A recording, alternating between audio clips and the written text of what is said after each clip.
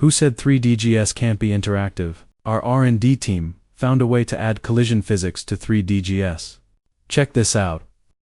The goal of this demo is to make 3DGS more than just a visual output, but a fully interactive object within the Unreal Engine environment.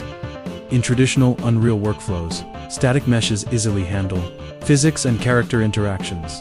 However, 3DGS, as a unique scene representation, is natively designed for rendering, rather than being integrated into standard gameplay.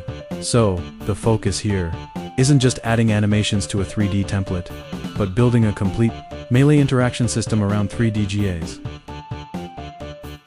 In this demo, I've implemented two types of melee actions, punching and kicking. They look like different animations, but technically, they run on the same framework.